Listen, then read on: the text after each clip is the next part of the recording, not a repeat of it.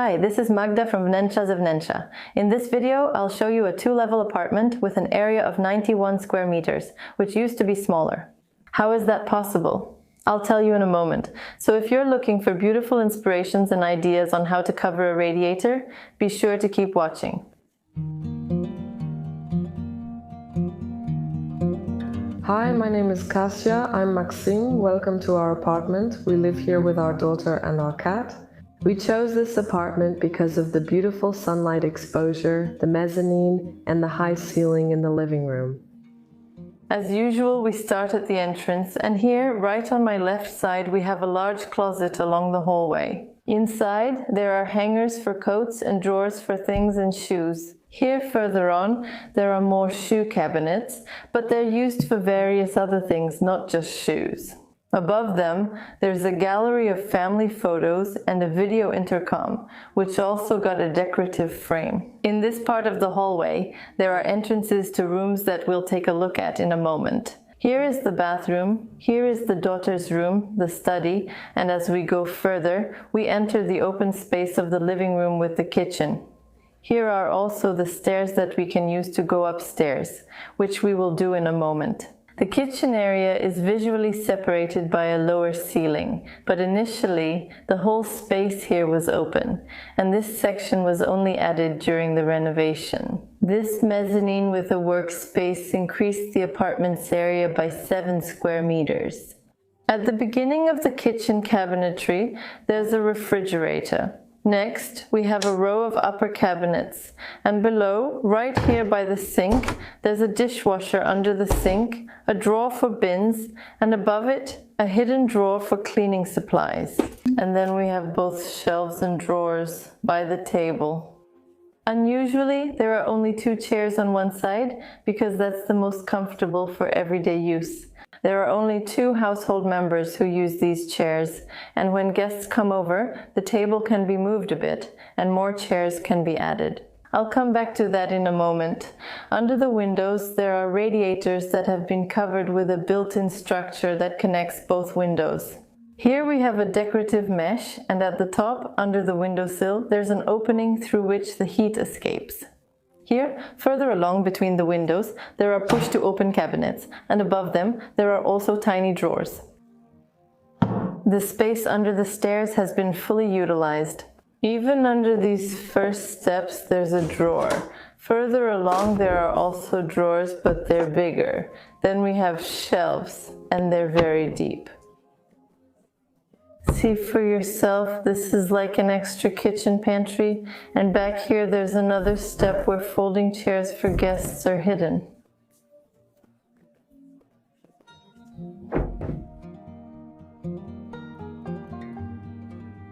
The workspace above the kitchen has been highlighted with color. The pink shape on the wall combined with the pink shelves creates a really nice effect, and the mezzanine itself is open. Here we have a railing installed for safety reasons. On the other hand, the bedroom on the other side is separated by a glass wall, and a curtain has been hung behind that wall to provide more privacy. Because the bedroom is clearly visible from the neighboring building through the living room windows, pay attention to how nice it looks. When this curtain is closed, it still has waves, so it's always worth planning for much more fabric for curtains than just the window area.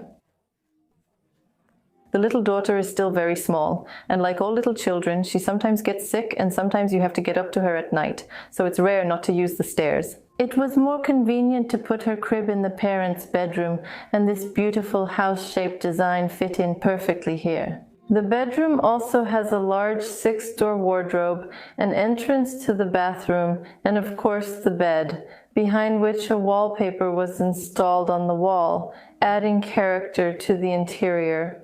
The radiator in the bedroom has also been covered, but here there is only a small gap with no openings above, so when the heat rises, it can't easily flow into the room. That's why there are plans to add a grill or some openings here. The built-in furniture in the bathroom is in a similar color to the curtains I just showed you. It's a beautiful dark green. And here under the sink, there's a drawer for laundry, here for cosmetics, with everything nicely organized in organizers. Here we have shelves, and they're deeper than what you sometimes see above the toilet. On this side, there's a bathtub that also has a rain shower and a glass panel, so you can comfortably take a shower without splashing water all over the bathroom. But pay attention to the bathtub itself, which has a recess at the bottom. This is a great solution, which actually isn't used as often as I would have expected. First of all, it gives the bathtub a lighter look, and secondly, it visually enlarges the bathroom, because the floor appears to continue under the bathtub. And above all, it's super practical because you can comfortably stand by the bathtub and there's space for your feet. In the workroom, there's of course a large desk with lots of equipment, but it doesn't feel like a typical office here. Why is that? It's thanks to the choice of materials, colors, and accessories.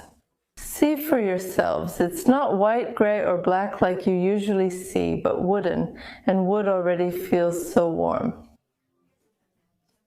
Much more homely than office-like colors, which we have here, red, blue on the wall, also add to this homey atmosphere, not an office one. And then the accessories, plants, posters, beautiful decorations, all of this makes the room feel really pleasant. In the other part of the room there's a bicycle hanging, and that also makes it clear that this is definitely not too formal. Since the little daughter sleeps in her parents' bedroom, there was no need to put a crib in her room. And they could put in a comfortable sofa, which is also foldable and can also be used for sleeping. But on a daily basis, it's much more comfortable for sitting, and that's why the children's room gained an extra function. There's a projector, a screen for watching movies, and a speaker here. The low furniture on one side allows the screen to be rolled out, and on the other side, it makes all the toys easily accessible for the child.